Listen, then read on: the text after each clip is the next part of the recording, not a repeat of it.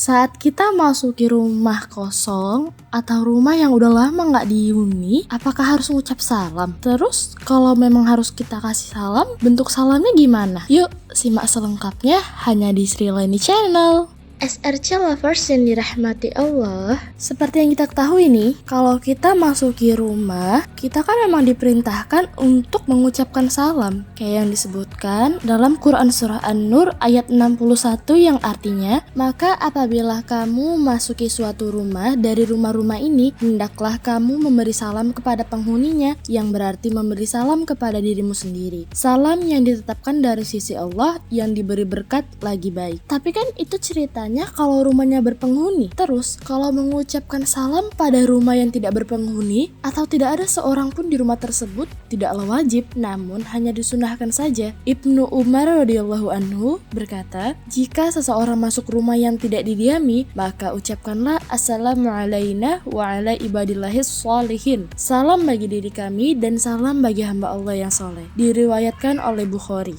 SRC Lovers yang dirahmati Allah, tapi hal di atas itu kan diucapkan ketika rumah kosong. Namun jika ada keluarga atau pembantu di dalamnya, maka ucapkanlah assalamualaikum. Namun jika memasuki masjid, maka ucapkanlah assalamu alaina wa ala ibadillahis sholihin. Imam Nawawi rahimahullah dalam kitab Al-Azkar berkata, disunahkan bila seseorang memasuki rumah sendiri untuk mengucapkan salam meskipun tidak ada penghuninya, yaitu ucapkanlah assalamu alaina wa ala ibadillahis sholihin. Begitu pula ketika memasuki masjid, rumah orang lain yang kosong, disunahkan pula mengucapkan salam, yang salam assalamu alaina wa ala ibadillahis sholihin. Assalamualaikum ahlal bait wa rahmatullah wa barakatuh.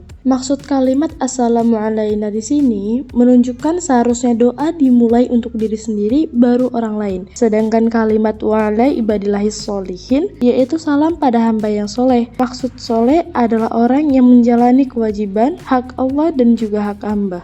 SRC Lovers yang dirahmati Allah, tapi biasanya kalau rumah udah lama nggak ditempati, kita mikirnya pasti rumah jadi angker. Selain mengucap salam, membaca surah Al-Baqarah untuk mengusir dan menjaga rumah dari keburukan dan setan yang terkutuk juga bisa loh. Seperti sabda Rasulullah yang artinya, janganlah membuat rumah kalian seperti kuburan, sesungguhnya setan akan lari dari rumah yang dibacakan di dalam surah Al-Baqarah. Hadis tersebut juga senafas nih sama hadis Rasulullah dari riwayat Al-Hasan yang menyatakan, ingatlah sekosong-kosongnya rumah dari kebaikan adalah rumah yang kosong dari kitabullah. Demi zat yang menggenggam jiwa Muhammad, sesungguhnya setan akan keluar dari rumah yang dibacakan surah Al-Baqarah di dalamnya. Hadis riwayat Ibnu Mubarak. Membaca surah Al-Baqarah untuk mengusir setan juga berdasar hadis Rasulullah SAW yang artinya, sesungguhnya segala sesuatu punya puncak, dan puncak Al-Quran adalah surah Al-Baqarah.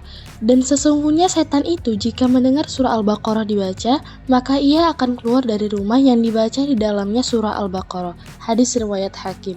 Sebagaimana hadis riwayat Abu Hurairah, Rasulullah SAW bersabda yang artinya, segala sesuatu memiliki bonggol, dan bonggol Al-Quran adalah surah Al-Baqarah. Di dalamnya terdapat sebuah ayat yang menjadi tuannya ayat-ayat Al-Quran, yakni ayat kursi. Tidaklah ayat itu dibaca di suatu rumah yang dalamnya terdapat setan, kecuali setan itu akan keluar. Hadis riwayat Abdur Razak. Tak hanya di rumah yang dibacakan ayat kursi, keberkahan itu juga dirasakan di rumah-rumah sekitarnya.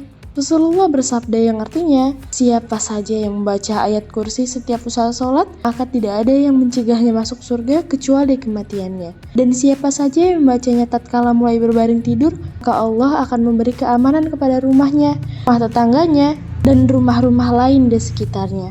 Hadis riwayat At-Tabrani. SRC Lovers yang dirahmati Allah, itu tadi tentang bagaimana cara kita memasuki rumah kosong atau rumah yang udah lama nggak dihuni. Semoga bermanfaat. Billahi taufiq wal hidayah. Wassalamualaikum warahmatullahi wabarakatuh.